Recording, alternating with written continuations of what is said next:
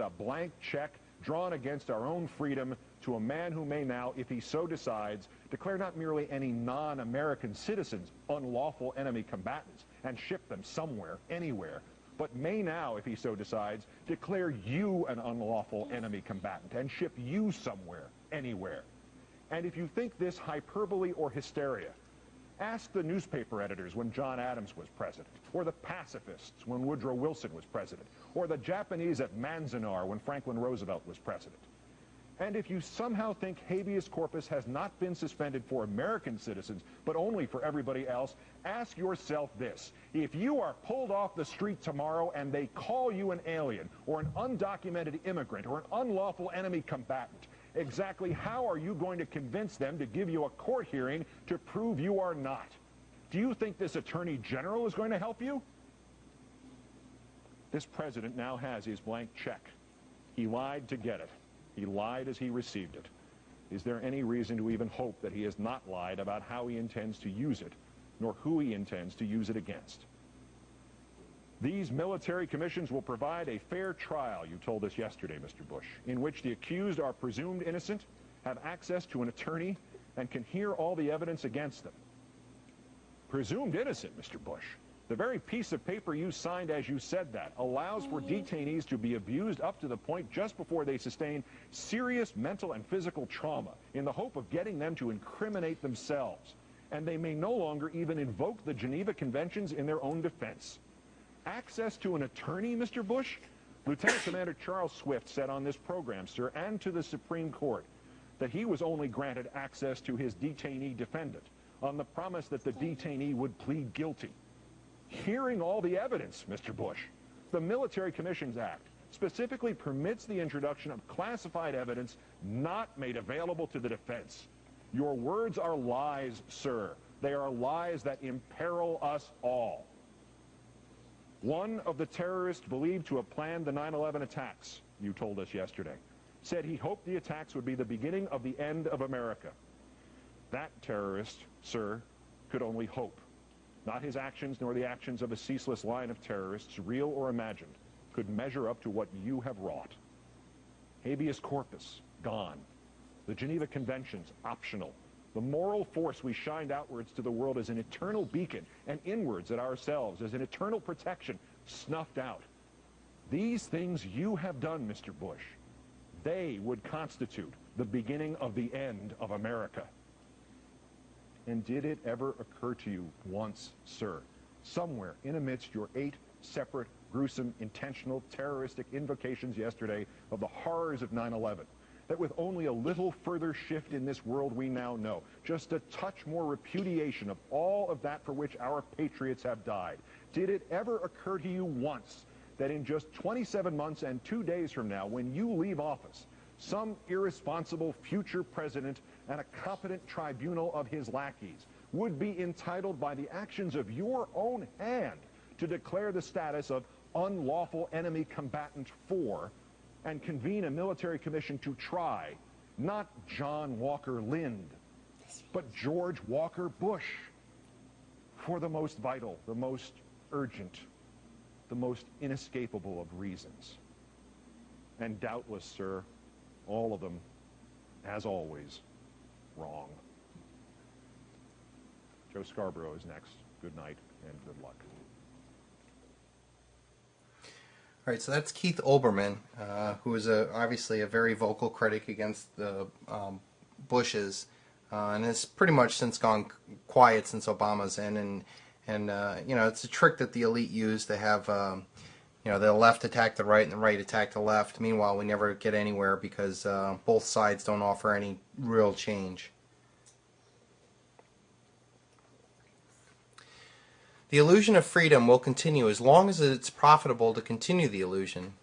At the point where the illusion becomes too expensive to maintain, they will take down the scenery, they will pull back the curtains, they will move the tables and the chairs out of the way, and you will see a brick wall at the back of the theater. Frank Zappa.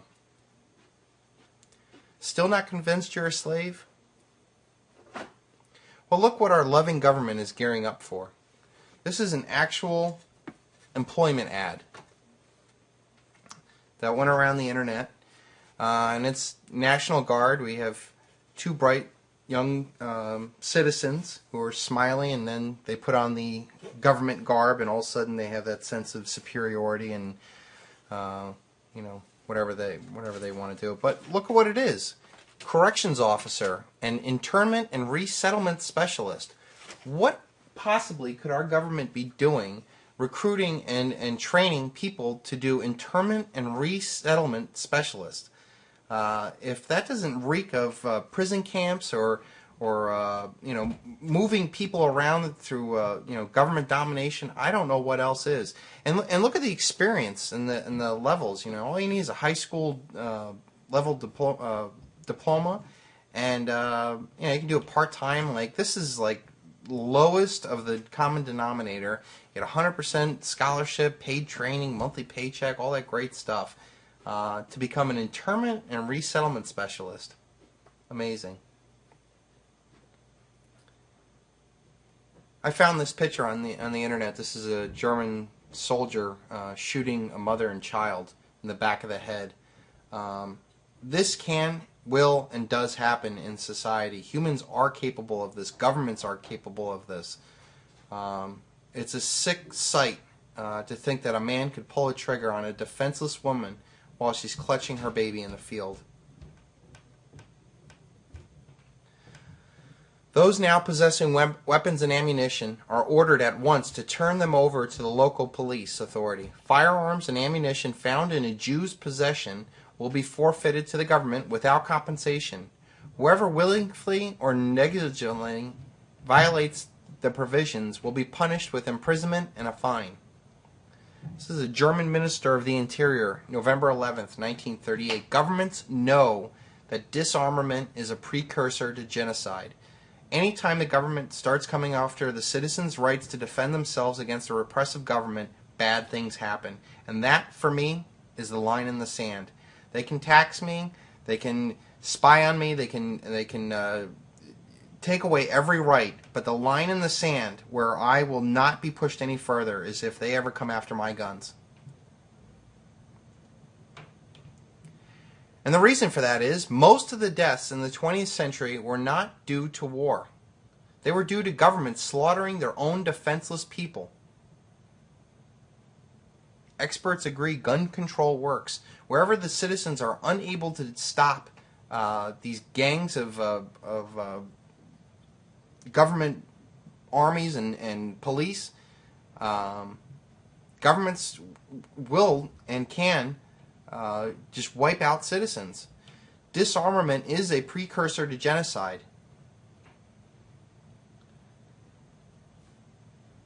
And there's two lines there. You need troops to obey the orders.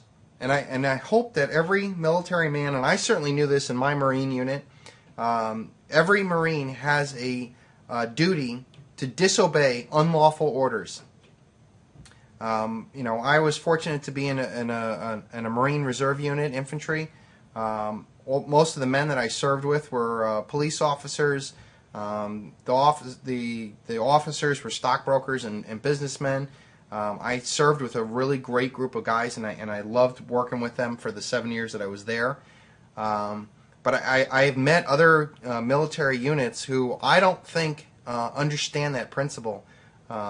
I've worked with other units overseas, and I guarantee they would be the ones to do whatever order is told to them, simply because of the chain of command. My unit and the Marines I served with, I know damn well one of the officers would never push an order like that onto us, and I know the sergeants and the corporals were smart enough to know that they do not have to follow those orders. And then the other part of it is citizens obeying the gun laws. It's our Second Amendment right. And the government can try many different ways of taking away our rights, but at the end of the day, if it only takes a citizen to willingly give it up, there's ways of getting around these laws, hiding your possessions, but it takes troops obeying orders, and it takes citizens to obeying gun laws for this genocide to happen.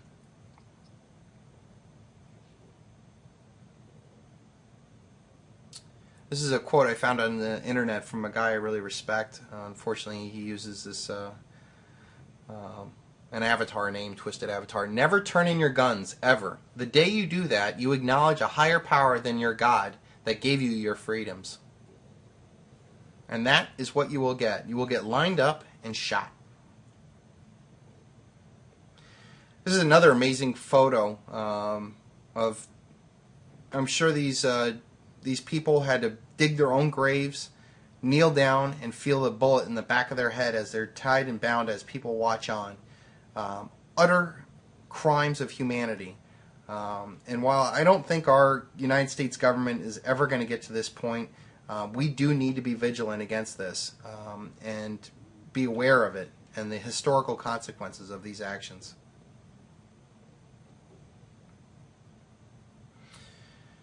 A people armed and free forms a barrier against the enterprises of ambition and is a bulwark for the nation against foreign invasion and domestic oppression. I remember running across an article about a Japanese general who, when the Japanese actually thought of invading us, they knew, it was a short debate because they knew behind every blade of grass would be a citizen with a gun. Free men own guns, slaves don't. If there's any reason that you don't own a gun, that you don't think that you'll be able to do it, have something. Don't wait for that day to come where you are ready and you don't have the chance. Before all else, be armed. Niccolo Machiavelli.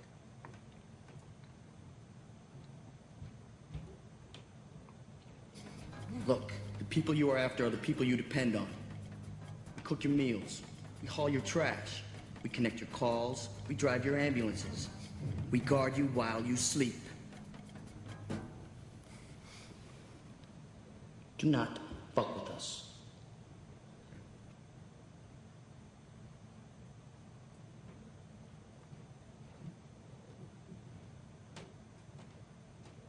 Okay, so what do you need? Besides a miracle. Guns. Lots of guns.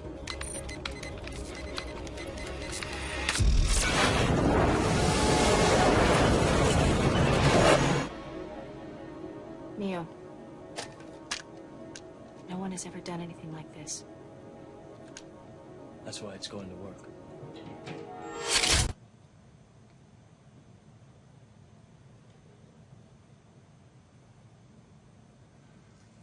Every normal man must be tempted at times to spit on his hands, hoist the black flag, and begin slitting throats. I'm a huge proponent of the Second Amendment, but I am not a proponent of violent revolution. And while the last couple slides have shown what governments can do and what citizens ought to do, I believe that there's a far better way of dealing with the troubles of our times, and I'm going to spend a great deal on alternatives towards violent revolution. I think that's the final line in the sand, and one that we need to be aware of, but by no means is the action that I'm planning on taking, and not one that I propose.